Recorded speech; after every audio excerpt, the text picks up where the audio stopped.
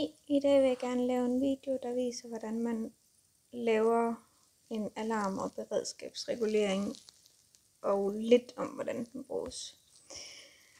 Allerførst så skal vi ind under de 3 striber her ved hjørnet, og ind under den, der hedder profil, hvor vi kan finde den.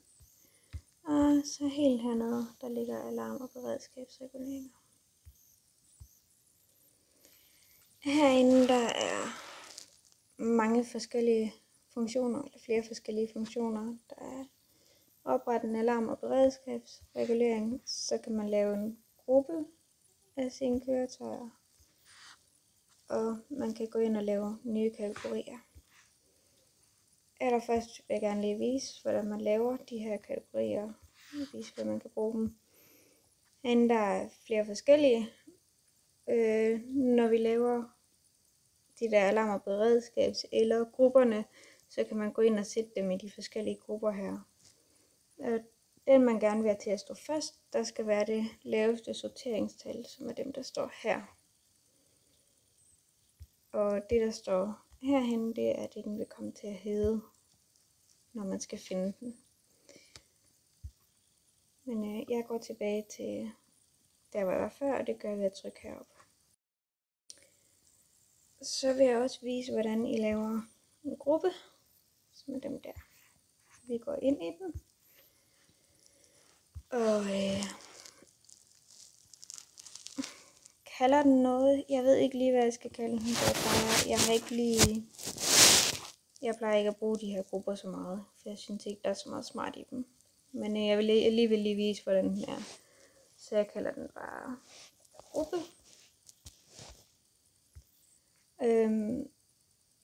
Og så kan man få den til at have en bestemt farve.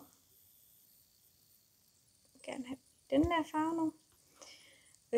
Søjletal, det er denne her. Den virker lidt forskellig på mobil og tablet i forhold til på computer. For computer, der kan den være på hele siden. Det har den lidt svært ved på mobil og tablet, så der kan de godt komme til at stå under hinanden. Men og hvis de ikke har noget søjletal, så kommer de bare til at stå nedenunder dem, der har søjletal. Men jeg sætter den i søjle 1 her i første omgang, for lige at vise søjletallets funktion. Og kategori, der sætter jeg den ind under generelt, fordi så vil jeg gerne lige senere vise, hvordan man bruger de forskellige, eller hvordan man skifter mellem de forskellige kategorier. Og jeg beder den om at tage de der 2 køretøjer, som jeg har krydset af hernede. Hvis man har en meget lang liste med køretøjer, så kan man heroppe søge på for eksempel Midtjylland 001 brandstation, og så skriver man bindestreg, så hvad køretøjet mellemrum, og så bindestreg, så hvad køretøjet hedder, så kommer de her at stå. Men det lader jeg lige være med nu. Den måde. Så kan du se den herude. Udover det, så kan man bruge den, der hedder opret ny alarm og beredskab. Den går vi lige ind i. Den kalder jeg kat i 3, fordi det er en af missionerne. Og jeg vælger lige at kode de forskellige missioner ind blandt andet. Den skal være i søjle 2. I generelt også, fordi det er en generelt. Og herinde der er også forskellige, man kan lave en farve på den. Her, det skal være den der farve. Og så kan man vælge tekstfarve også. En farve. Og så hvis man lige slår automatisk tekstfarve fra hernede, så kan man vælge en tekstfarve også. Jeg vil have den. Denne her, nu driller det mig, fordi det føles ad. Det skal det ikke. Sådan. På computer kan man lave en genvejstast her. Så ved at trykke på det, der står nedenunder alt efter hvilket program du bruger. Og for eksempel ved at trykke på det, der står hernede, Det er forskelligt efter, hvad for et program du bruger, og så bogstavet, så vælger den automatisk den, man har gang i at lave her. Jeg bruger kun mobil og tablet, så jeg undlader lige at genvejsteste til. Kat i 3, der skal bruges en brandbil, så det gør jeg ved at have en under brandbil, skrive 1. Man kan også vælge specifikt autosprøjte, eller specifikt slangetænder, eller specialsprøjte, som står her nedenunder. Det må I selv lege med, hvad I synes er bedst. Og der er alle mulige køretøjer hernede af. Udover det, så er der, hvis man har missioner, hvor der skal bruges x antal liter vand, eller liter skum, eller pumpekapacitet, så skriver man det bare ind her, og så vælger den automatisk køretøj, så der er nok til det, man nu har sat den efter.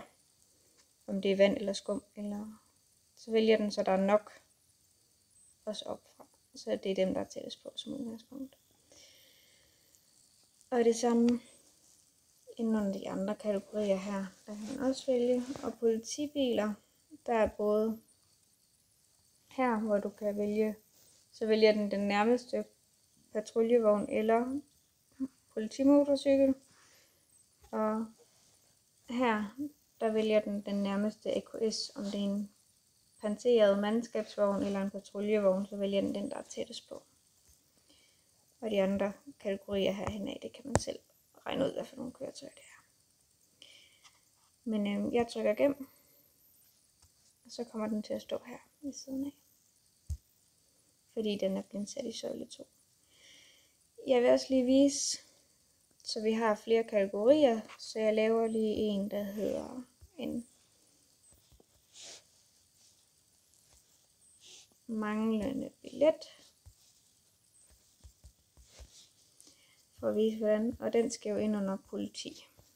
Og den kræver en patrulje, bare en patruljebil. Og så bruger jeg lige denne her med nulstil for at vise senere, hvad den gør. Men den gør, at de køretøjer, man har valgt i forvejen, bliver slettet. Men det viser jeg lige om lidt også. Nu trykker jeg den lige af her ved manglende billet. Og jeg har trykket gem. Ja. Så når vi har gjort det, så går vi ud til missioner for lige at vise, hvordan det her det fungerer i praksis. Ned på min missionsliste. Jeg har på forhånd lige tjekket, at den her kat i 3, den har jeg her. Så den starter jeg lige med at gå ind på. Så heroppe, der kan jeg så vælge trykker på kat i 3. Og så vælger den automatisk den tætteste brandbil, jeg har. Og så kan man bare trykke send ud, som man normalt vil gøre. Og så trykker jeg sådan til, går videre til næste mission. Hvis man vil finde den, man har i politi, så står den her. Kan man gå herind og vælge den. Og den gør, hvis nu jeg har valgt en masse køretøjer her, gå ind under den. Jeg har ingen patruljebiler på nuværende tidspunkt. Hvis jeg så trykker på den her, der, så skriver den mangler en patruljebil, fordi den har jeg ikke. Og så sletter den alle de køretøjer, der er valgt hernede også. Og så, hvis jeg havde en patruljebil, så ville det være den eneste, der var krydset af nu. Eller hvad man ellers har sat den til at vælge. Men det var, hvordan man laver og lige kort bruger en alarm- og beredskabsregulering. Og I kan bare sætte endnu flere missioner på, og alt muligt, og grupper, og hvad I ellers har lyst til. Det er op til jer.